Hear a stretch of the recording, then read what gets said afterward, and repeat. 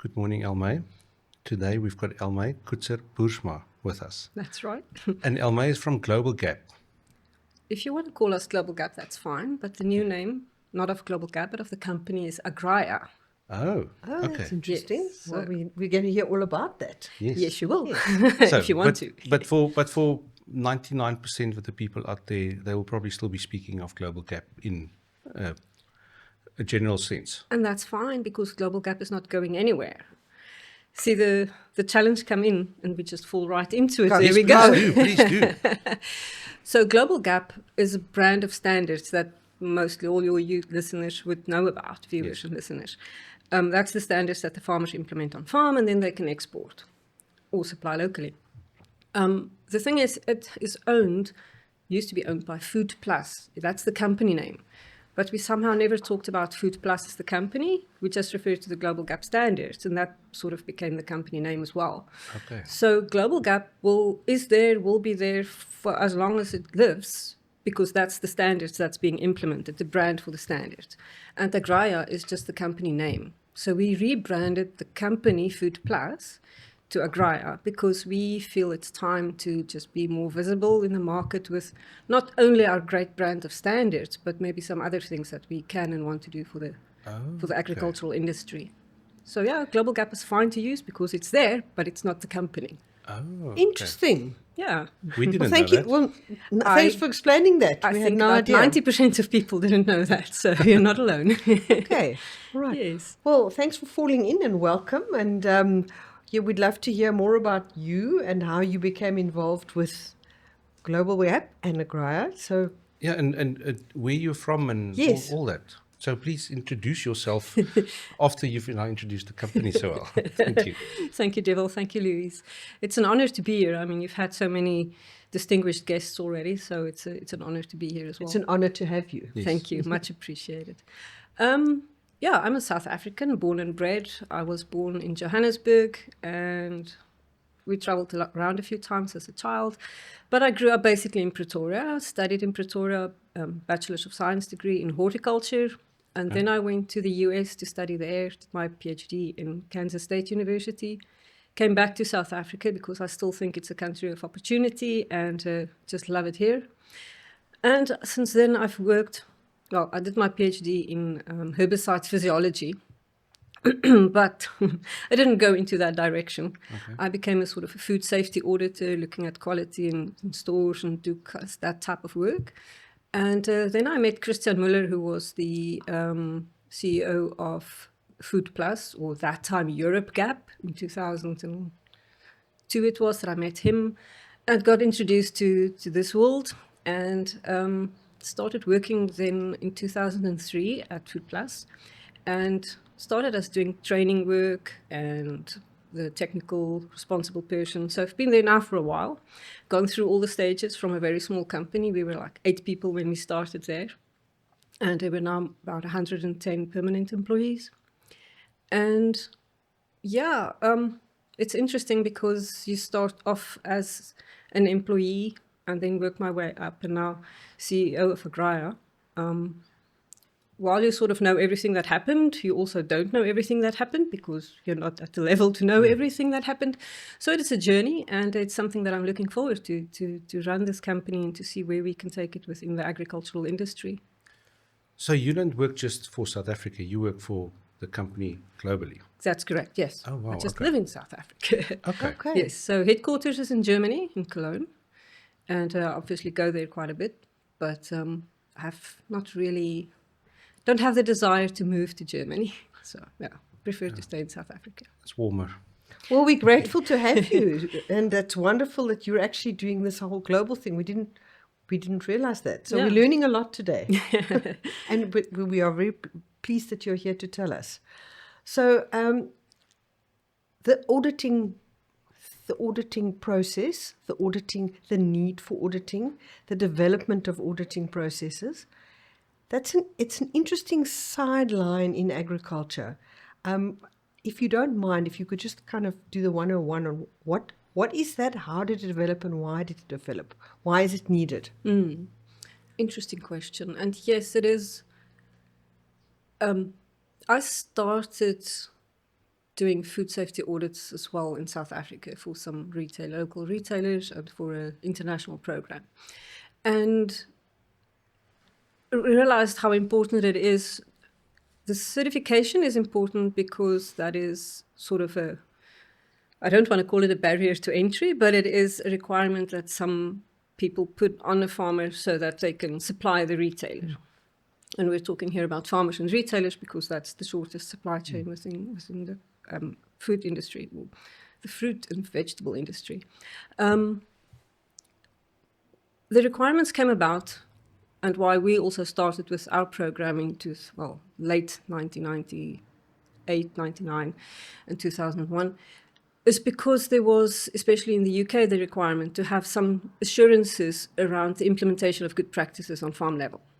And it started out with the use of pesticides, plant protection products, that is being used in accordance to what it should be, and there's no MRL exceedances and all these types of questions.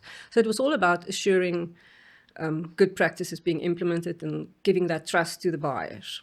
And farmers then obviously just need to comply, unfortunately.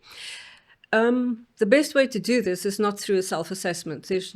There is value, of course, when a farmer does an assessment himself and say that, okay, of course I comply, here's my records. But there's that added value if it is a third party, independent, that comes out to the farm and go through and see, okay, yes, give the tick marks. This farmer is doing exactly what he says he's been doing.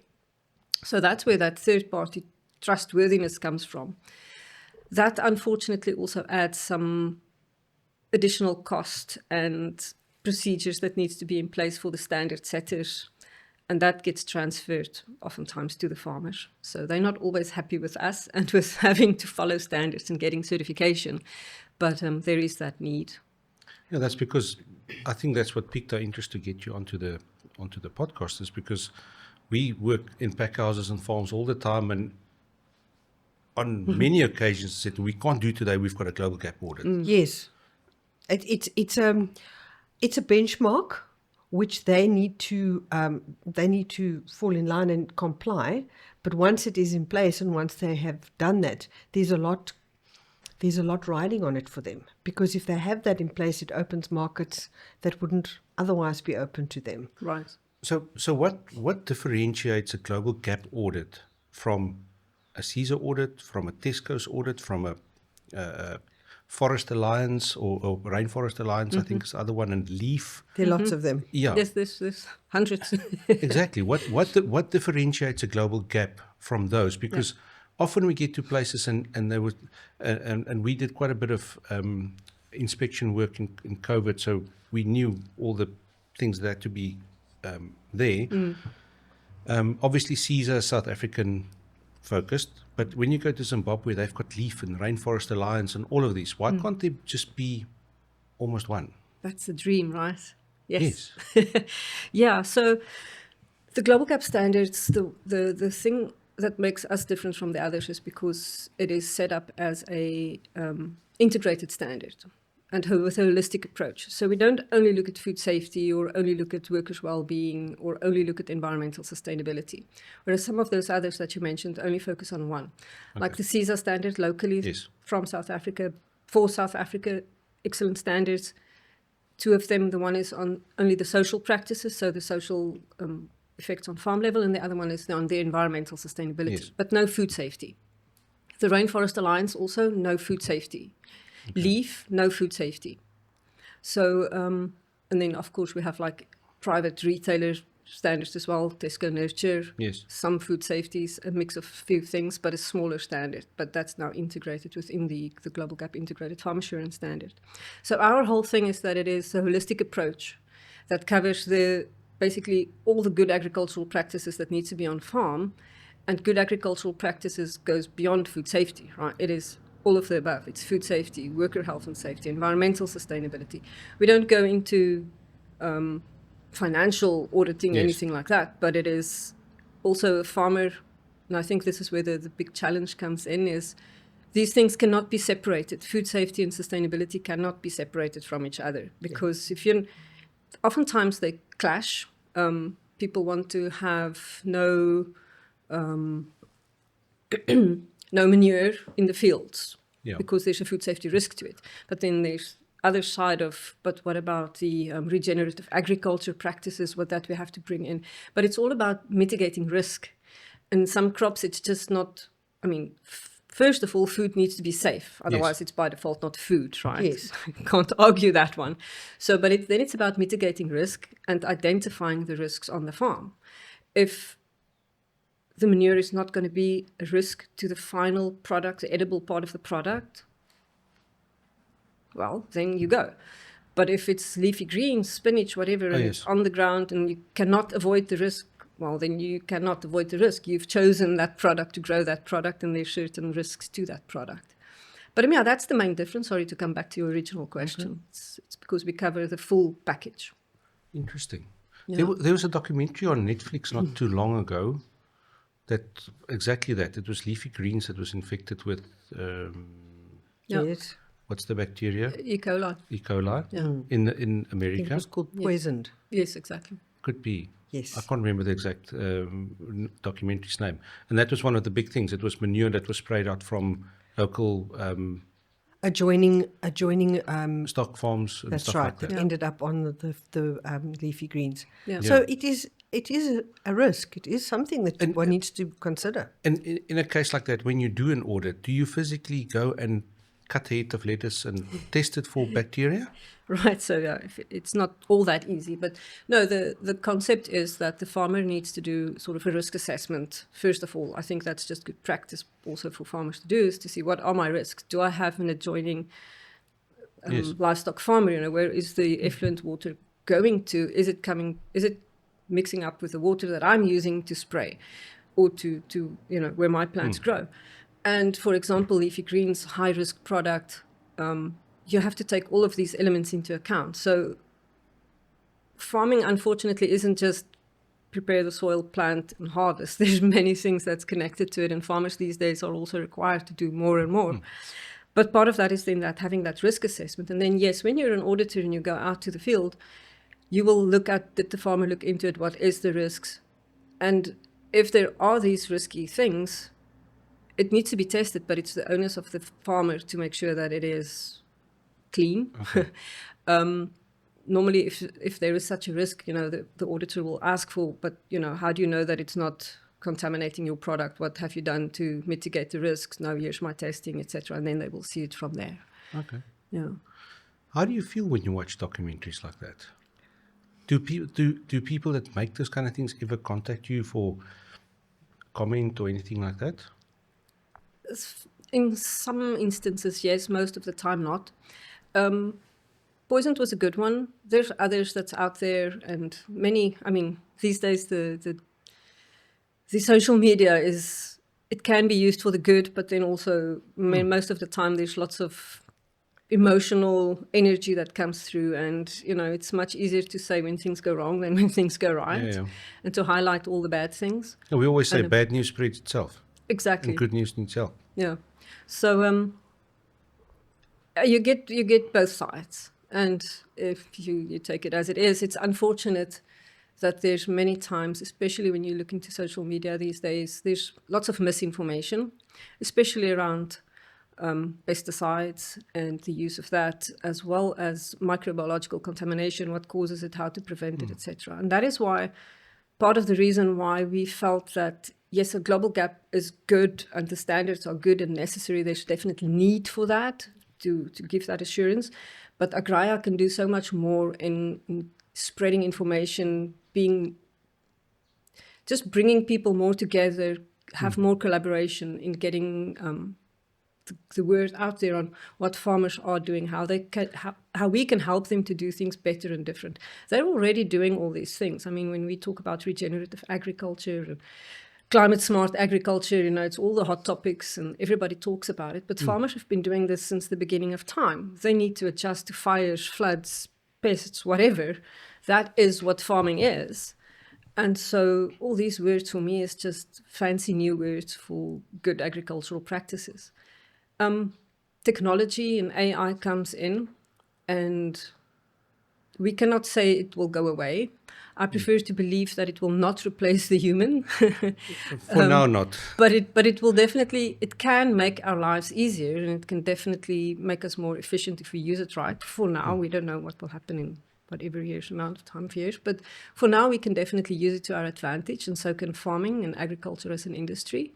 And we would like to see how we can help farmers to implement that better, how we can be using the auditing of farms better. So yeah, I think we need to take everything into account. For sure. I was just thinking, I'd like to just explore the history of the development a little bit, because I wanted, before you Yeah? go there. Okay. Because that's now changing the topic yes, slightly. have you got something else before we go to the history? Yeah, I was just going to see what you were planning to ask. But okay, so when we get to these farmers, they are incredibly stressed for a global gap audit. Yes. Which is understandable also, because you guys can look at stuff that you have to look at. Yeah.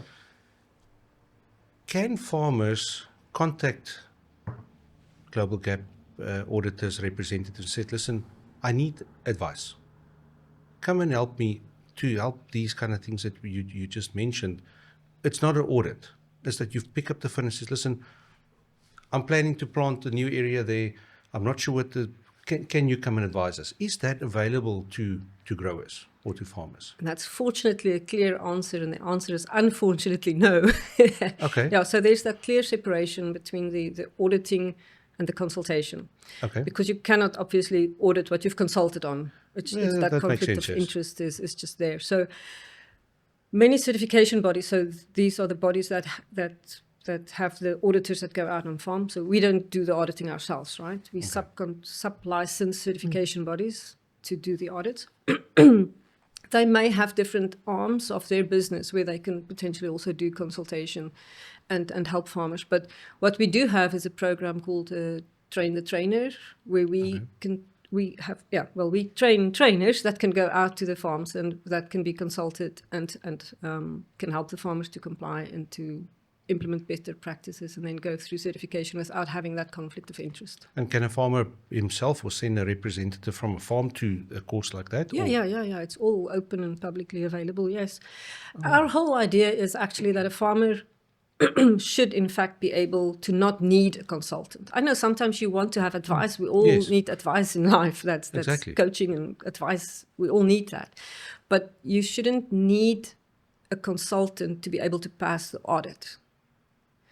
Because if you do your work, if you farm, if you do everything that farmers do, you should in theory be able to pass. Yes, there's a lot of bureaucracy behind certification. Unfortunately, it's just part of all those things where you still need to have records on I've applied this, I've done this, I've planted then, because that is how that trail can be checked. So that part is most of the time the most difficult part for farmers to comply with, is to how do I record that? And that is where I think AI in future can make a big difference and help the farmers to comply. But yeah, so the training is available. Anybody can do the training. They don't have to sign up additional membership or fees or anything. It's just that training, and they don't have to be a trainer of other trainers. They are just then trained. Yeah. Maybe a farmer sends his foreman or his farm manager to do a course like that, just so he's got the background of when he's designing a new block or extension to the pack house or whatever. I was just wondering. It's a good question. So my question about the history, and I mean, we was talking about why is this? So I think the question is really, I remember a long time ago, 20 years or so ago, first hearing about GlobalG.A.P. And that GlobalG.A.P's roots are European. And if you can walk us through why did it develop, and how did it develop in Europe, and how has it spread to the rest of the world? And I think it's also one of the oldest standards, one of the first ones we certainly knew about in South Africa. Yeah. There's a few that was developed around that time. Okay. I think it's sort of the time when things happened. I just saw that Fresh Care in Australia is also 25 years old. Say the name again. Fresh Care. Fresh Care. Yeah. Okay. So it's also speaking under correction, they do cover food safety. I'm not sure about their whole holistic approach, yes or no, but they've also, like I said, 25 years ago. So, and we will next year be 25 years officially as the first being certified audits.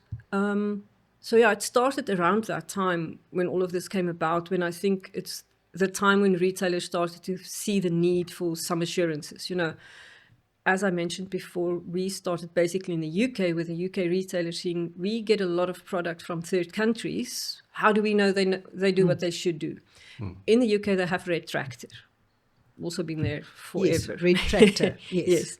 So all English farmers do Red Tractor. Yes. But what do the rest of the world do? And that's when it was like, okay, well, let's find a program, let's write something, let's start to develop something that can give some assurances.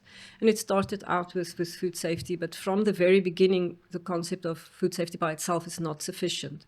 So the very first version 1 in 2001 was a tiny standard.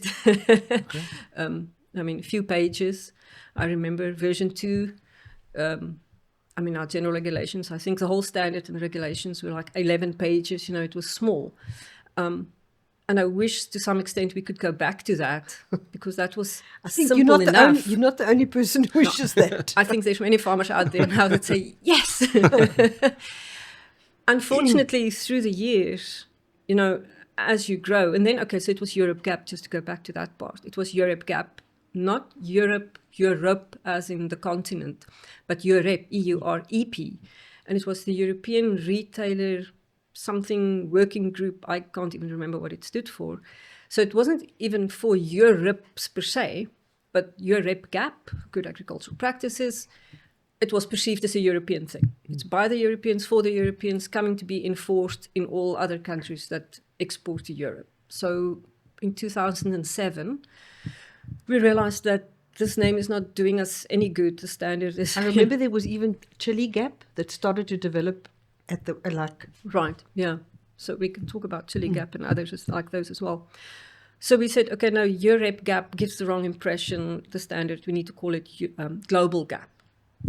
Wow, major shift. But it was from being European to global. And we could see a perceived change. The standard remained the same. We didn't change on the content. It was just the name of the standard that changed. And but then it was sort of more accepted. We always had the difference. In Europe, the focus has always been a little bit more on the pesticide side, whereas in North America especially, the focus is more on microbiological contamination. They have rapid alert systems. They know about every microcontaminant that comes up very quickly. As we in South Africa are unfortunately way behind that. We don't know if there's an outbreak. We just don't have that knowledge. The rest of Africa, even less. Europe is at the moment, there's a big move also more towards the knowledge around microbiological contamination. The Americans are happy about it because they always say the standard is not strong enough on that. Europe doesn't know anything about this. And so, you know, there's this back and forth, whereas in Europe we would say, but the American don't focus enough on like maximum residues and the chemicals. And they're like, yes, but the EPA, as long as we have the EPA, you know, everything is registered. And I'm like, yes, it's registered, but how do you know the farmer is applying it according to the label? Yes. Because that's one of the things that we found in, and I think one of the biggest shifts that we've had on farm level globally is the understanding of why it's important to apply plant protection products according to the labels. Exactly. Because then suddenly there were maximum residue test levels being tested and measured. It's poison. It's like legitimate poison. It is. It kills certain things. Yes. But the thing is, if you apply it correctly, it's safe, right? Yes. There's these millions of tests being done, the toxicology tests, everything is being done. And if you're below the limits, the legally allowed limits, it is safe. But so yeah, it's going back and forth, Europe and America, and everyone has their standards, but GlobalG.A.P thing was accepted and is being implemented globally. And I think it's a huge benefit of being implemented globally, but it's at the same time also very sometimes complicated to manage it that way, because the standard is written in a generic way, meaning we don't focus on South Africa or Germany or the UK or North America. It is generic because I've said it a million times, and anybody who knows me know that I'm saying it. Farming is farming. Yes, it's different in many areas. There's various factors that influence how a farmer operates on his or her own farm. But in principle, good agricultural practices are good agricultural practices. And the standard is just a representation of that, putting it in sort of in a checklist. Are you doing this? Are you doing this? Did you keep this in mind? Do you do this? Do you do this? Do you do this? So it's a checklist for good agricultural practices, generic. So it sounds, yes, that sounds quite logical, but it is also complicated when you look then at legislation in South Africa is different than it is in Germany, is different from the UK. So some things there all immediately is different. Some pesticides are not registered here that are in other countries, etc. Our label laws are different. So there's many local things that makes it complicated. Not complicated, but I mean affects how you will implement it.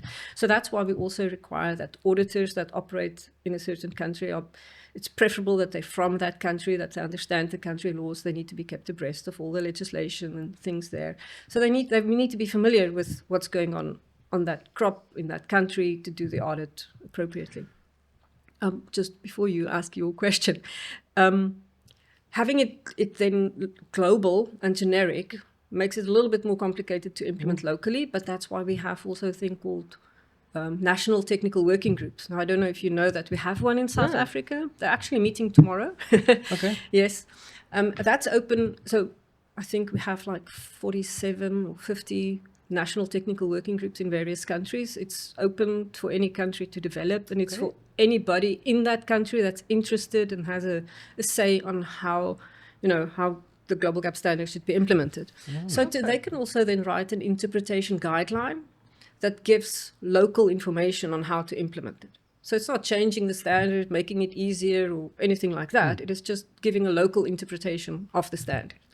Okay, so that's for all the people doing the audits, Yes, I presume. yes, yeah. Okay. So, and it helps the auditors because it the helps people in the everybody field. because they know what the farmers know and the farmers know what the auditors know. Yes. So, it's not hidden information anywhere. Here's my question. With all these different labels and different practices in different countries, and with you guys specifically focusing on the pesticide, herbicide, MRL kind of environment, can't we get those people to standardize right through the bank? That would be wonderful. Yeah. I mean, there is the codex list of MRLs that's being used, and then every country has their own. And I know that, several of the industry people and Hortgrow is working a lot on making sure that, the farmers have the right information. And CropLife is doing a lot of work in making sure that we have the information and that the levels are there and that it's known.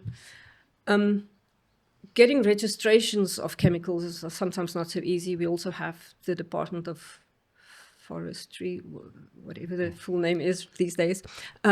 Delred. Yeah, It was Dewald. It's now just the Department of Delred. Agriculture. Yes, It it's has changed split again. again. Yes, Well, that's right. that one. Yes. Who determines or who sets the MRLs and who does all the the analyses and everything to come to these and for the registrations. And it takes a long time to get these registrations and it's expensive. And so, I mean, when we talk about the specialized crops or specialty crops, then there's not always a chemical registered for them to use. Exactly. And that brings a lot of frustration to farmers because what do they do? What do they spray? And then when we talk about when you export, there's other requirements that you have to bring them back to South Africa. They have that requirement, so I cannot spray it here, but now I have even less opportunity, or they have strange ideas on maximum residue limits. It's challenging, to say the least, to have this understanding of what it is and to get harmonization. There was at one stage the effort to harmonize MRLs in the EU, but then there's still also some differences there. It's a bigger question than what I can answer, really. Sure. But it would be nice if it could be I can harmonized. just think. Imagine, yeah, in what ideal world? But yes, sometimes you got to work towards it. If we don't have ideals, we'll don't progress. So yeah. For sure, you must know your why. You are there for a reason, and Yep. you need to stand. You need to stick to that, and you need to keep up the standards and work towards that. Exactly. Elmé, you said I just remembered. You said when we spoke previously, you said that there might be some news that you have to share. That was basically about Agriya. Okay. Yeah. So So when was Agriya launched? So the name changed the 1st of July. So it's Okay. relatively new, and you will see now that, from our emails and things, you will see that the name has changed. We don't have a website yet. It's still under construction. But yeah. So that's very exciting. When you mentioned it now, I was thinking either it's very new or I really haven't been paying attention. I So saw I'm something very on pleased. LinkedIn. I'm very pleased that it's just very It's new. new. It's new. I saw. I think you did quite a long post on LinkedIn about it Right, yeah. Okay. as well. Well, congratulations and good luck with the new name and with the new direction you're going into. And let's hope it goes really well for you guys. Thank you. The biggest challenge I have, and I must say I will use this opportunity Please do. to hopefully clarify, is exactly that point about it is not GlobalG.A.P that changed the name or GlobalG.A.P that disappears or anything like that. The GlobalG.A.P standards remain, and we will work on it and we'll improve it, and we're busy working and improving on it. It is just the company name, and that the company has now put out more a clearer vision for things. I mean, as agriculture is volatile and changing, the world, is every day changing, and there's so many things that we can do. We just feel that Agriya can offer more than just standards. And yeah. With you working on a global level with all these different countries, which country would you say is the most on top of it that you've seen? And if there isn't one, there isn't one. It's I'm just wondering because Also, it's difficult to single out one. You've got to you can't ask someone who's their favorite. yeah, but it's not about favorite.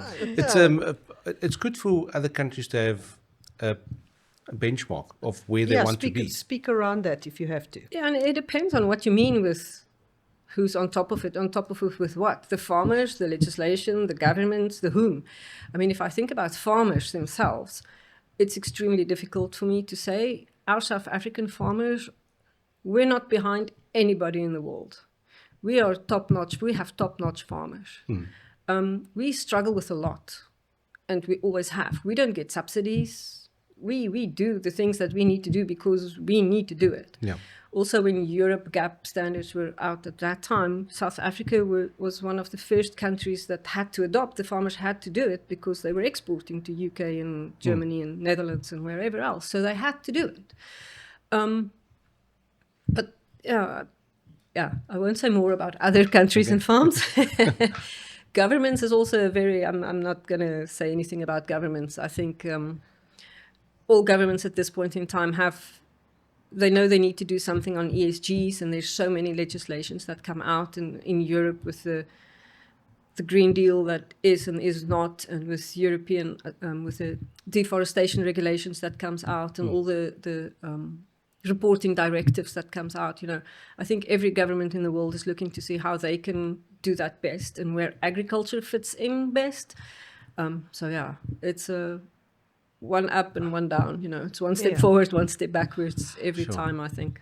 So your standard started, as you explained, and it's now called GlobalG.A.P. And it started because people that were exporting to the markets that required it needed to adhere and comply to the principles in the standard.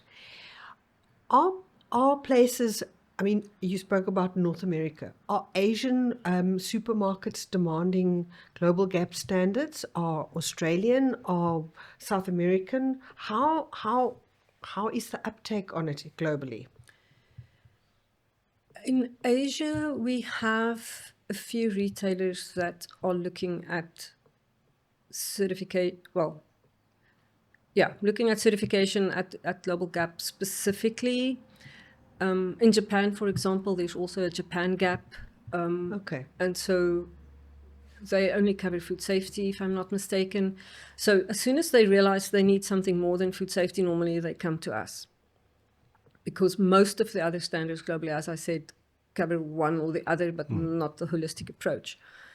We're not afraid of competition if there's other standards that cover the full thing. It's fine, that's not the point, but it is just in most of the countries, we are the one that they would go to first. Australia has their own standard. New Zealand has the New Zealand GA.P. It's also an own standard that they have. China is a difficult country to get into. They have, if they export to, the thing is, most of the time in Asian countries and also Latin American countries and even Africa, if they export to either Europe, sometimes to North America, there is the demand to have the global GA.P. standards. And that then helps the local environment as well, because then the farmers, the retailers are happy because they don't have to ask something specifically. They just buy from those that also export. Yes. And, well, if they buy from those that don't export, they just hope for the best. And sometimes they have their own local requirements and they all have, I think every retailer in the world has some local requirements and customer requirements, not necessarily all focusing on the same things.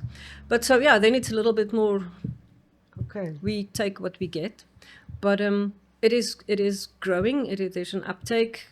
As I said, I think globally everybody understands the need for safe and sustainable food, and food security is so important that it doesn't really matter anymore where you go. You will have some sort of emphasis on it. But that is also why I think in Agriya we want to move beyond global GA.P. certification as such, because in some countries and in some instances, some farmers and products, I think certification is too much. Maybe over time they can get it, but I think it's more important if we can get the word out there, if we can do capacity building, if we can explain. I mean, I have a friend, colleague that's now in Liberia for some projects, and just the amount of farmers there and the infrastructure they have and what they have available, it's different from what we have as commercial farmers in South Africa. And all across Africa, we have that. And I mean, in Asia as well. India, there's millions of farmers. They don't all have the same resources. And we need to think about those very, very, very small farms that supply maybe only their own family. But they also need to implement good practices because it's for themselves, it's for their families. As I said before, food is only food if it's safe, and it needs to be safe whether you sell it or you eat it yourself. Yes. And many years ago, I was doing a training in Kenya, and I explained everything, and we're on standard level, and we're going for certification, and we're all very important. And then they asked me something like, "But it's only for the people in Europe that we do the certification." And I'm like, why? Don't you eat your own beans? You don't export everything. You also consume it yourselves. And it's like a penny that dropped, and they understood, okay, that's why we need to wash our hands. That's why we need to, use clean water to wash the beans, and etc. So it's that capacity building, that understanding why good practices are important, not for this to get a certificate and not to get the market and not to sell. That's all hugely beneficial, and in the end will bring you the money. But it's that basic level of why you need to do it, and that's where my passion is. That's one of the things, because you can buy a lot of fruit and vegetables from street vendors and traders. And I've often said that, look, in Worcester there is some, but if it was not in the difficult parts of town, I would have used them, because now I know where most of that stuff comes from. Right. But when you go to a place like in deep rural Limpopo or Zimbabwe or Mozambique, you don't know what's been used on those. Right. Are those fruit safe to eat, No. but that you buy from a street vendor? No. Because they've got a problem, they spray the first thing that they can get, either from the co-op or from a friend, just to kill whatever's eating the stuff. So to get them to understand, No. So it's actually a global education that you need to bring it home to people, that you're not just doing this so that your market is happy. So it's You're not- actually doing this so that when you're nibbling at the stuff while you're packing it, or tonight when you take the leftovers home, that you're safe and your family is safe and your neighbors are safe. Absolutely. So it's not GAP, it's GAP, Good Educational Program. Global Educational Love it. Program. Sounds like a Cape expression.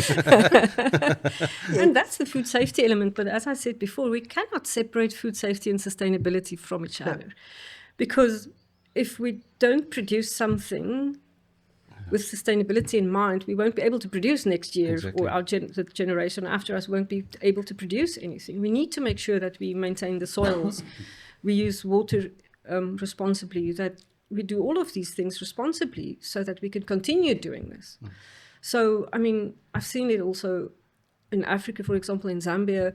Producers are farmers. They've been farming for many years, and their fathers and grandfathers, they've been farming, they have the soil.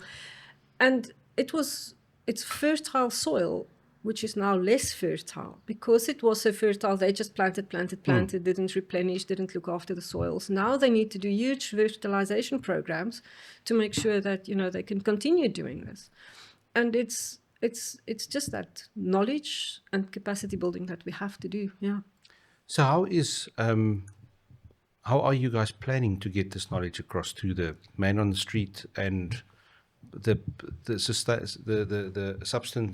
subsistence farmers and things like that? Have you got a plan of what you are looking to do in the future? So we will build on what we have been doing in the past. Fortunately, we have always the past that we can Yes. build on, Yes. and lessons that we've learned. We will continue with our training programs as we have it, but we're also looking a lot more into collaboration. So anybody out there who's already, because many of these things already take place, and already there's many entities that do training and consultation and offer technology and all kinds of things. We want to bring these people together. We want to make sure that it's known. In February, at the Fruit Logistica, we had a session on smallholder farmers, and one of the discussions were about more funding and more projects being done. And then, to some extent, the more we talked about it, the more we realized, but there's many programs out there, but the one doesn't even know about the other one, and then they contradict each other, or the one ends and the other one started where the other one didn't, then there's gaps, and then we should just all collaborate more, talk to each other, see what is the need, and work together to do these things. Everybody can contribute and can do this. It's not a one-man show. I used it so many times the last few weeks. It takes a village, right? Yes. And we all need to do this for the environment, for agriculture. And So, yeah. for food safety and security. Yep. It's very important, especially in places where food is, you are growing what you're going to eat tomorrow. Not next week, not next month. You literally need it tomorrow. So you need to make sure that stuff is as secure and safe as possible. Yep. Absolutely. Wow. Yeah. Excellent that what you're doing, because I think there are people in the first world that have no idea about how people are literally watching food growing because they need to eat it now, Yeah. True. Yeah. So It's a scary thought. it's a scary thought, and especially if you're going to maybe inadvertently and not knowing any better, maybe spray that with something that you shouldn't be putting on it, or that there's some kind of outbreak of something. It's like I'm just taking my little vegetable garden at home, for instance. I've got a slug and snail problem. But now, immediately I think, okay, right, I'll put the slug pellets out. How long is the stuff, is it going to go into the soil, going to go into the roots, into Table the plant? salt. all in. Yes. There But you then go. you also salt the soil, and then you've got to wash But it. I mean, if you No, think yeah, it's a complex it's, situation. I'm going back to history, but if you think of what happened in Ireland in the mid 19th century with the potato blight, those people were literally going to eat those potatoes through the winter, and then they had blight. And I think in the 19th century it was millions of people died, and that's why there are Irish people all around the world, because they all immigrated because there was no food. So this can happen, and we see famine and we see that kind of thing happening in third world countries. So you've got a huge job, a very responsible job that you're taking on, and well, good luck And okay, I've asked a question on educating the growers and the general man on the street who doesn't even know what Global Gap means or what it is. Yeah. We also have another label. So we've got the Global Gap standards, and then we have what we call the GGN label. We do not have it yet so much in South Africa. I think in some of the aquaculture products, Okay. you might see it. But when you go to Europe again, you should look into those stores there. They have... it's growing. It started in aquaculture and then in our flower business, and now we're rolling it out also to fruit and vegetables, where you can see the label. So it's business to consumer sort of label. Okay. And every producer that has a Global Gap certification, well, every producer that's registered for Global Gap certification gets a unique number to be identified in the system. But that number can then be traced to see if the product is certified. If it's on the product, it means it is certified. But then can be traced to see, where does this product come from? You can see, Dewald grew it and he lives in Worcester, and you can give us as much information as you want to, so that you can be known. So I think this is something that we want to work on more in terms of getting this sort of B2C. Not sure necessarily if a label is always the only answer on how to get information out to consumers, but I think especially with this generation, the younger generation now, they're a lot more aware of where their food comes from, and they want to know that it was produced safely and sustainably. I mean, everybody watch the news and see what's happening in Gaza, and they see what's happening everywhere else in the world. And they want to know that their food doesn't come from a conflict area or from forced labor or from child labor or from harassed women. So, you need to have these things in place. And I think if we can help in any which way to give those assurances to the users, to the consumers, it will make a difference. Because I think that a shift needs there, because you will get documentaries like Poison and people will watch it that's got no idea of how it works or what is available out there. That I think people need to be made aware, or that could become more of a standard on our stuff as well, locally, and the stuff that we send out. And it's so easy looking at a documentary like that and then suddenly believing all food is unsafe. Exactly. All if you apply the pesticide, Farmers it is are trying unsafe. to poison us. I'm not here to promote or say anything against conventional farming versus organic farming, but organic farming doesn't necessarily mean safe, and conventional farming doesn't necessarily mean unsafe. Exactly. And so it is these things that need to be, there needs to be more information out there to the general public about what it means. And I think that is exactly the advocacy that we want to do, is farmers are most of the time doing the right thing. And yes, we need to help them to do the right thing, and we need to give them the tools to do the right thing and the information. They don't want to kill people. I mean, that's not part of why you farm. Well, you can have the same analogy about doctors or surgeons. Right. Most of them do the right thing, but there are some that take shortcuts, and somebody happened to die along the way. It's the same in every industry. But which is why you are there. Yes. Which is why you are there to set a benchmark, set a standard, make sure that people stick to the standard, to mitigate that problem. Yeah. So we definitely have a role to play, and we're looking very much forward to bring this forward. It's a huge, responsibility. As I said, it doesn't take one. It's not a one-man show. It takes everybody, but that's our goal, and that is exactly to.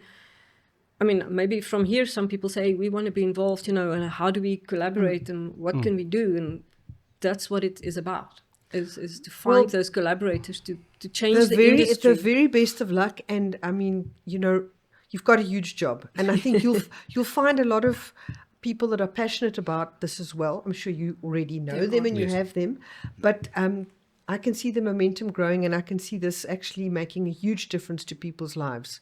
So well done and good luck. I knew this was going to be interesting because we are curious about how and why and all that. I hope that this gets to a lot of growers, those people that are worried about their audits and are stressing about it and swearing at it and all the kind of stuff that we all know that happen, that they listen to this and they can understand why it's important to do it. For sure. I used to farm a long time ago, and what happens is that you get so caught up in the day-to-day Yeah. that you literally standing with your face in the tree or the vine or whatever, and maybe you need to be taking those 2 or 3 step backs and having a slightly more holistic attitude or view or vantage of this to see, okay, why am I actually doing this? It's just this. It's not just me and my neighbor. It's everyone in our area and everyone in our country. So it's just what you have to do and understand why it's I important. do think that shift has happened already. That the commercial growers out there that is doing it like running it like a proper business, they've got these things in place. For sure. Like you've said, they've got a sustainability person. They've got people that look after these kind of things, and also they know what's happening next door, and they will, between themselves, they will sort it out somehow.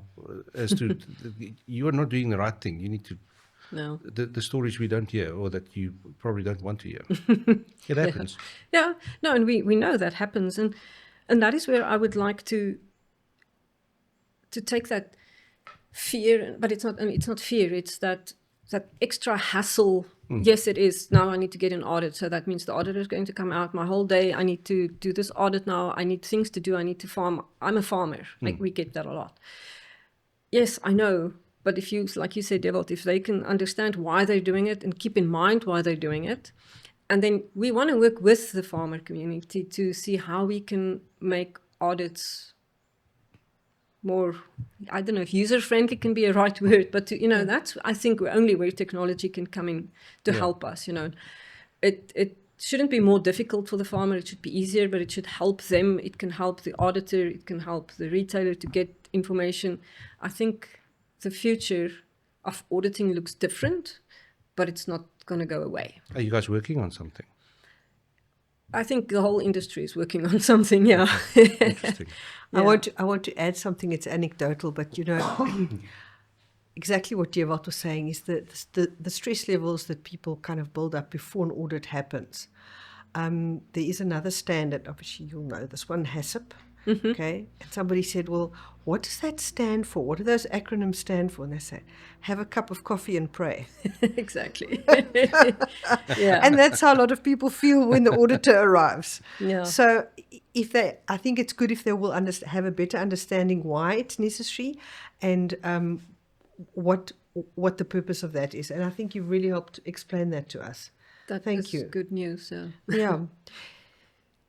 If we have a tradition on our podcast, and that is that someone before you, one of the previous guests, leaves a message for the next guest, not knowing who it is, and it's a completely random question. So now you're in the firing range. Here it comes. Okay, I've got 2 here. Both of them are quite good, but I'll do from the last one. What is the one thing about yourself that you treasure the most? No pressure.